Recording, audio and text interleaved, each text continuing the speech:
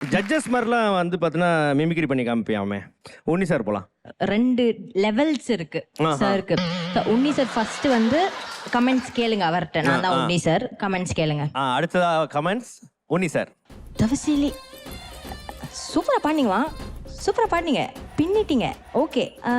அதுக்கப்புறம் மிஷ்கின் சார் வந்து இன்டரப்ட் பண்ணிடுவாரு, நின்றோம். அடுத்த லெவல். அடி பாவி.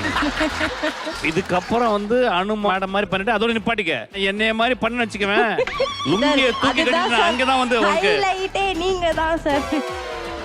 சார் ஆக்சுவலி உன்னி சாருக்கு வந்து 3 லெவல் இருக்கு. ரெண்டாவது லெவல் சூப்பரா பண்ணீங்க, செமையா பண்ணீங்க, பயங்கரமா பாராட்டுவாரு. நம்மளுக்கு அப்படியே அடிச்சிருவாரு அவர் மட்டும், எல்லாரும் அடிச்சிருவாங்க, அவர் மட்டும் அடிப்பேன் நினைப்பீங்க, ஆனா அடிக்க மாட்டேன். மூணாவது கீச்சி சுண்ணாம்பா கிட்டமா நீ. அடுத்து வந்து அனு மேம்க்கும் ஆக்சுவலி மிஷ்கின் சாருக்கும் ஒரே ஒரு வித்தியாசம் தான் இருக்கு. அடி பாவி, வித்தியாசம் இருக்குடி பாவி. அதாவது சிம்பிளா சொல்லணும்னா அனு மேம் வந்து என்ன பண்ணுவாங்க, இப்போ நம்ம பாடி முடிச்சிட்டோம்னா ஃபர்ஸ்ட் மியூசிஷியன்ஸ் வந்து எல்லாரையும் பாராட்டிட்டு அதுக்கப்புறம் கண்டஸ்டன்ட் கிட்ட வருவாங்க, சொல்லி முடிச்சிருவாங்க. ப்ரொடியூசர் வரைக்கும் பாராட்டுவாங்க, எல்லாரையும் பாராட்டிடுவாங்க. ஆனா நம்ம மிஷ்கின் சார் வந்து படம் எடுக்கும் போது மண்ணை தோண்டுவாங்கல்ல, அதுல இருந்து ஆரம்பிப்பாரு.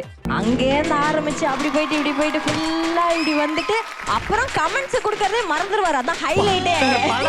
மகப்பா நான் வரேன் மகப்பா. மகப்பா ஷூட்டிங் கூப்பிடுறாங்க.